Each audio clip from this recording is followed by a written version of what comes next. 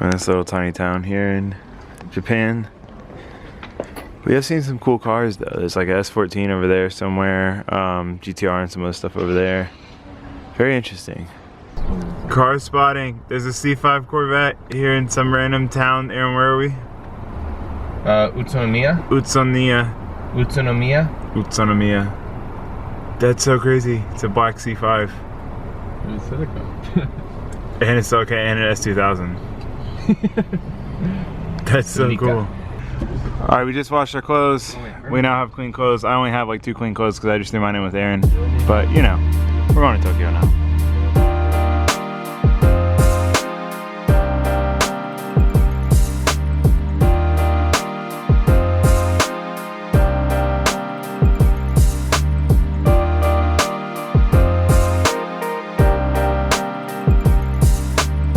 We're trying to find parking now.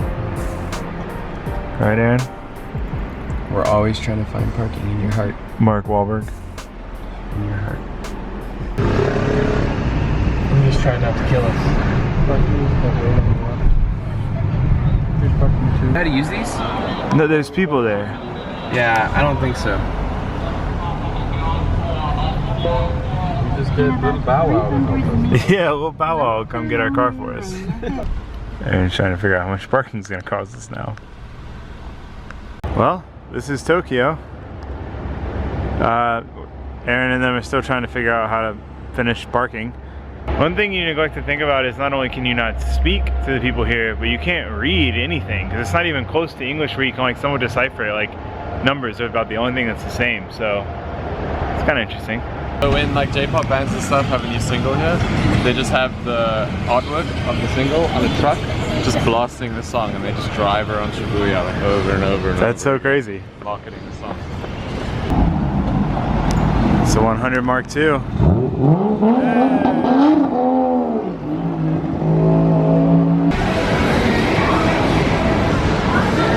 We got it.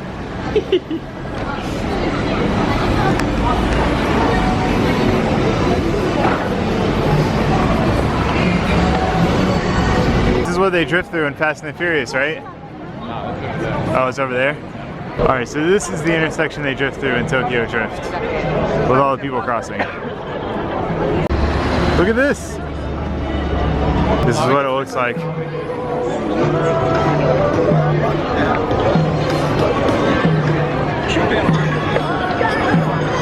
Madness. And then like a super old Mercedes over there.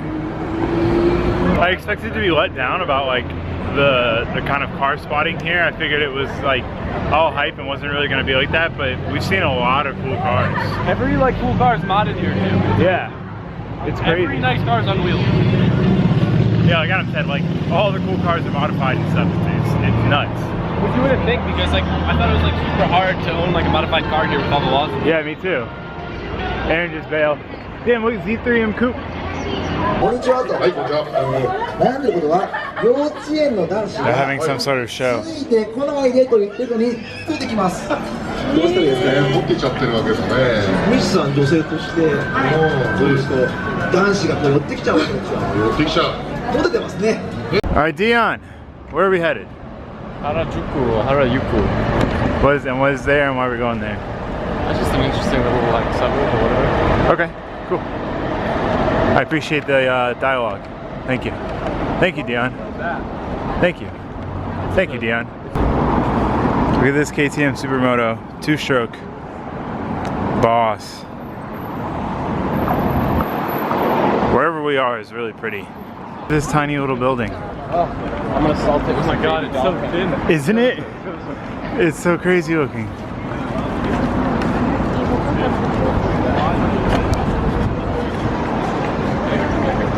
I bought it like crazy. I bought like. Hey, look, it's me if I ever save money and don't spend all my money on Japan trips. Look at this thing, just cruising through the streets of Tokyo. Dope.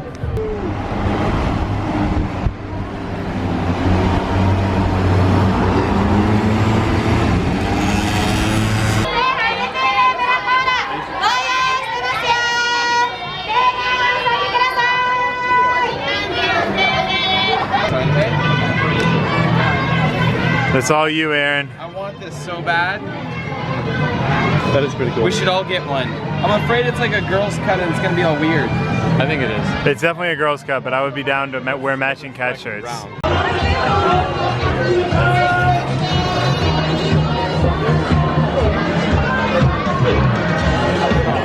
Hot boy AF.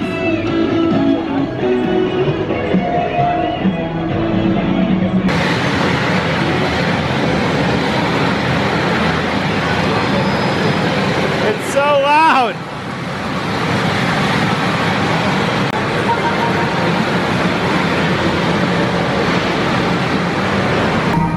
Looks so cool at night.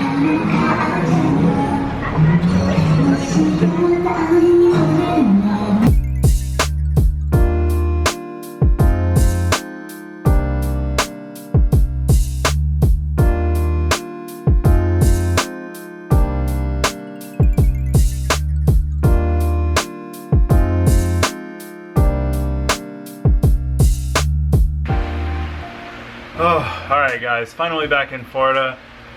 It does feel good to be home, and I think it's, when you go on these trips, the nice thing about coming home is coming back to something you're so familiar with, which is like the cool part about traveling is you're unfamiliar, but it's nice to come back to something you're familiar with, like knowing the people, the roads, sleeping in your own bed at your own house and whatnot. So it does feel good to be back, but while it does feel good to be back, I am already missing Japan. It was just such a fun trip. So in this video I really wanted to like summarize like my thoughts on the Japan trip. I will make an overall video on what it costs and kind of like how you have to get into it and like what you need to do, because without Aaron from Lone Star Drift, which check out his channel, awesome videos, like always super awesome. He spends a lot of time editing them and they're like super cool. He's just a great guy, and he's the reason that we were able to go on this trip. He's the reason we went on this trip in the first place, and he's the reason, he's like who made it easy. Like he's like was like a camp counselor, I guess you could say. And also Adam, if it weren't for Adam, I wouldn't have gone on this trip. Adam was really dedicated to going, and he's like, I'm not going without you. I know this is your dream trip. I'm not gonna let you like not come on this trip. You have to come. We'll figure out a way. You have to go. And that's why I went. Otherwise I wouldn't have gone, and I'm so glad I did, because before going to there I was like, I don't want to spend all this money. I'm you know, I've saved up some money and I need to just keep that saved as like financial security, and I just didn't think that it would be worth it, I guess, and it was 100% worth every dime. So anyway, I just want to summarize like my thoughts on the trip and then like my plans for next trip, if that makes any sense. So my thoughts on the trip, Japan's beautiful. I mean, even if you take all of the driving and the cars out of it, like it's just such a beautiful country to visit, especially, you know, like 3 hours north of Tokyo where we were in the countryside. There's no like westernness, there's no like normality. Everything's different, you know. It's an entirely different world. Nobody speaks English. You can't understand anything anybody's saying, and it's just like smacks you in the face with I'm on the other side of the planet, and it's super awesome, and it's a beautiful, beautiful country, and just really cool, and all the people there are just so nice and like extra ultra polite, you know, and it's just such a different change of pace. As far as the driving goes, there's a lot of really cool things about it. I mean, obviously the obvious is, you know, you're driving these really difficult tracks that are really fun and really exciting. Like Togei's got probably 200 or 300 feet of elevation change. North Course, you're throwing it at a wall at 70 miles an hour, and the tandems are insane and super good. And it's just like the driving there is phenomenal, and it's nothing like you would ever get here, because not only the trackscape but the other driving and the tandems are great. Like a tandem here is like when you're not even tandeming there.